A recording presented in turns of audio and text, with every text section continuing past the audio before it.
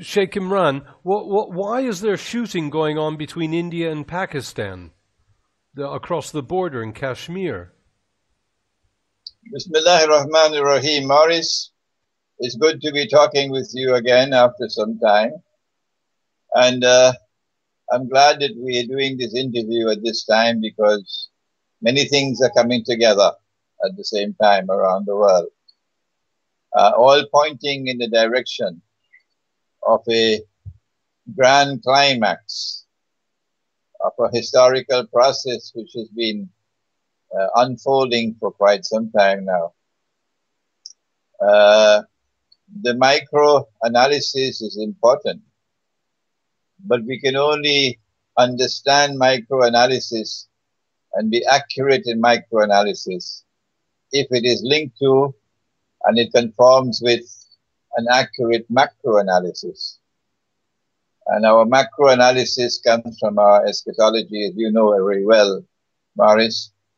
And the battle which is now going on in the world, the intellectual battle in politics, the intellectual battle in economics, the intellectual battle in monetary economics, is from our perspective going to be won by eschatology. And that is that there are those who want to rule the world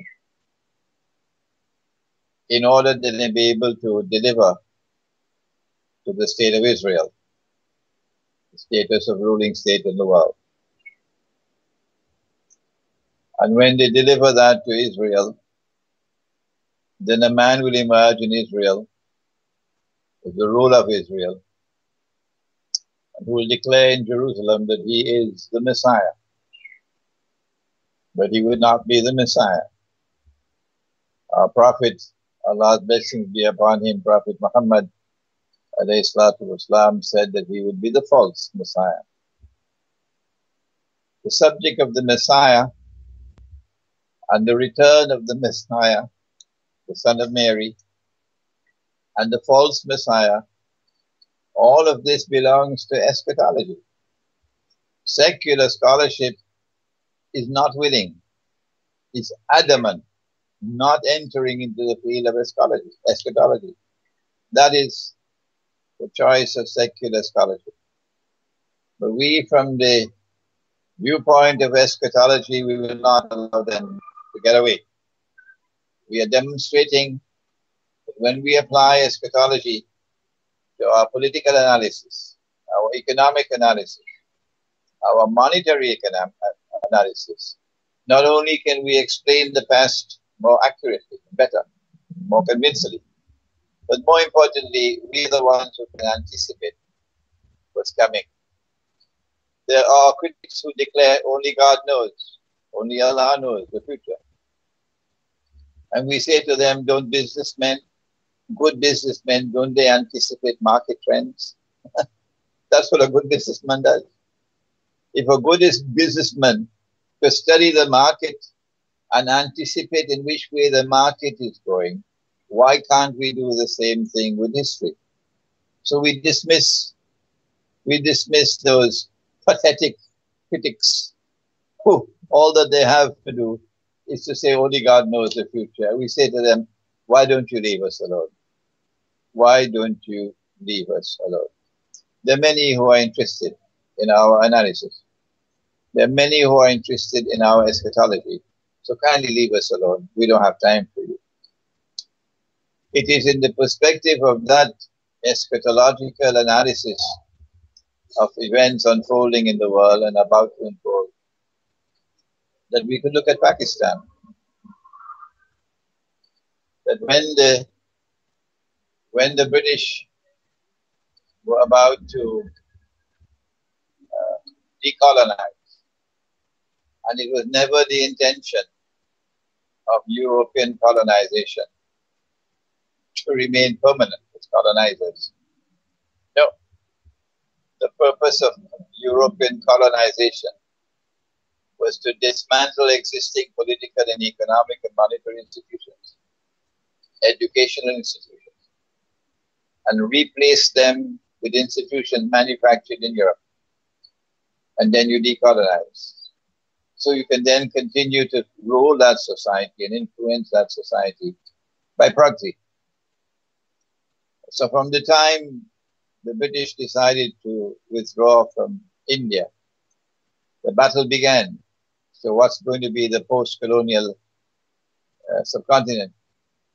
And Pakistan came into being as a victory for Europe.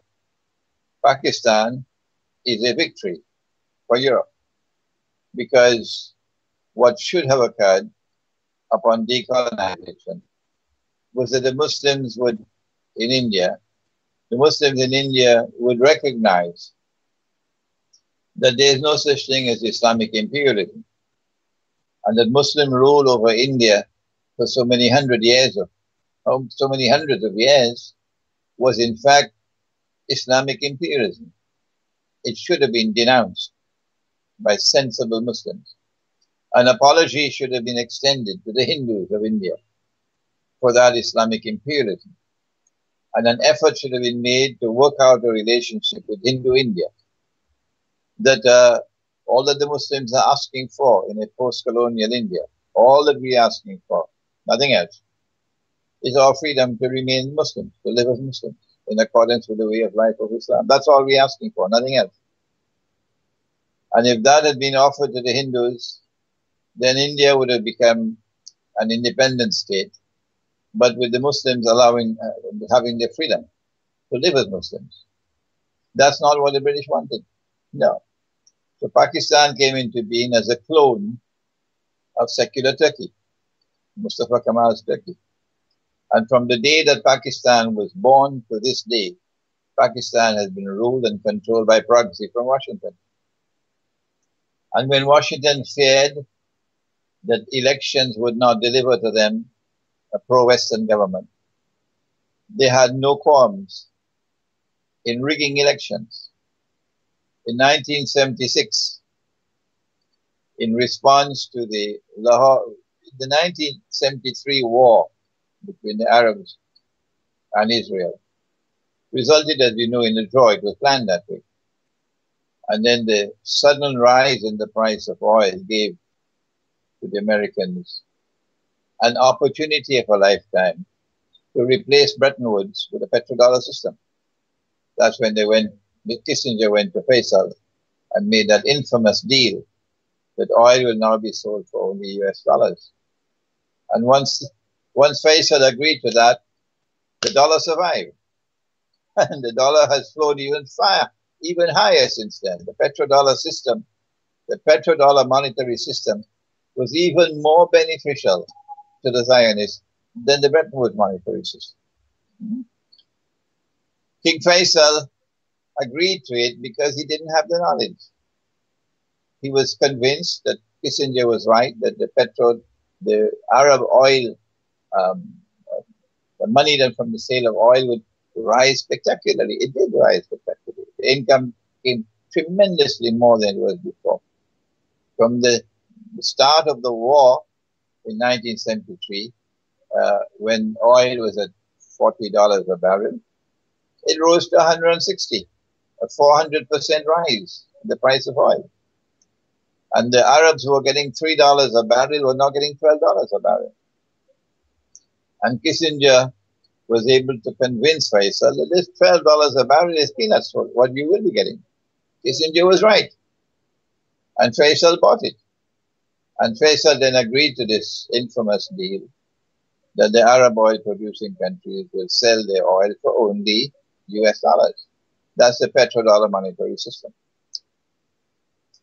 Zulfikar Ali Bhutto in Pakistan had the political genius to recognize an opportunity in that war and the rise of the price of oil. And Zulfikar Ali Bhutto then reached out to Faisal to try to make a deal that will exploit the new opportunity which has come. And that's when they organized the Lahore Islamic Summit Conference of Islamic States in February of 1974.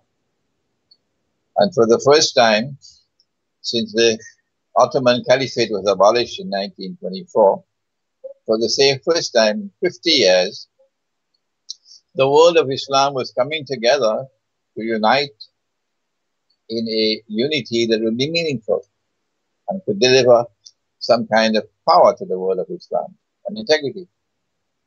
And the Western world warned Bhutto, we'll make a horrible example of you, don't do this. They warned him and warned him and warned him. And to his credit, Zulfikar Bhutto never stepped down, never backed down. Subsequent political leaders in Pakistan, rulers in Pakistan, never had the kind of backbone that Zulfikar Ali Bhutto had in standing up to the Western world. The present government in Pakistan is a shameful government with a backbone made of recycled paper. I don't care if they're annoyed with me. That's what they are. They are stooges of the Saudis who are in turn stooges of the Zionists. So that's the kind of government that Pakistan has today. But the Pakistanis will remember 1976 when Bhutto has stood up against them and they decided to make a horrible example of him. The Lahore Summit Conference took place in February 1974. In April 1976, the Western world responded using India. And Indira Gandhi exploded the first Indian nuclear blast.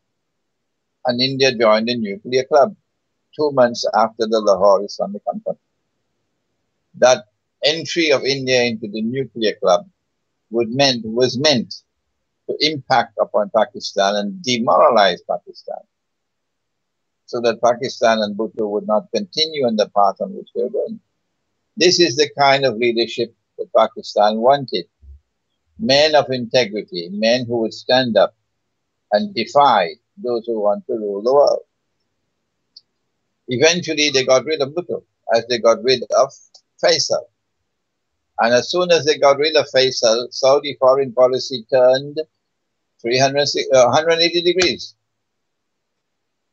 Everything that Faisal has stood for, as soon as he was assassinated, the Saudi government reneged on everything and turned back.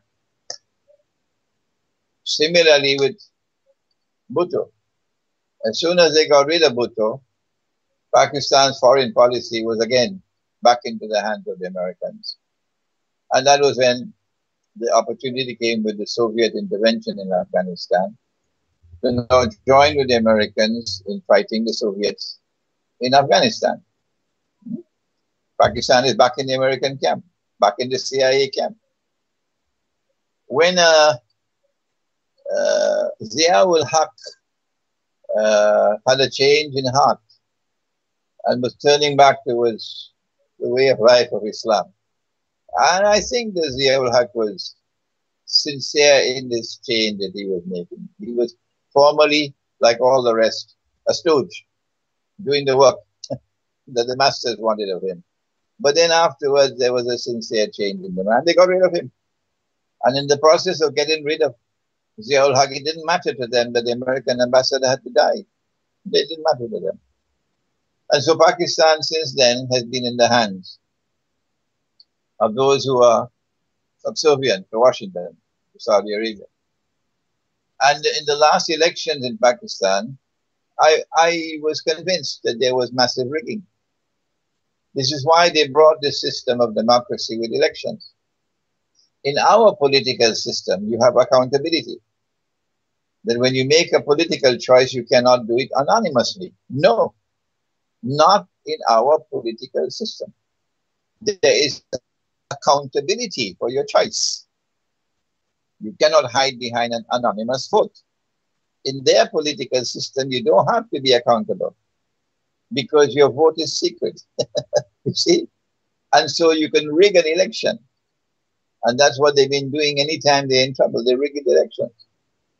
In 1976, what they did to Bhutto, and I have first-hand evidence, a professor, a Pakistani professor, who is a professor in the United States of America, spoke to me and told me that he himself personally took a briefcase packed with US dollars to Pakistan, given to him to deliver to a political party in Pakistan to influence the voting in elections in 1976.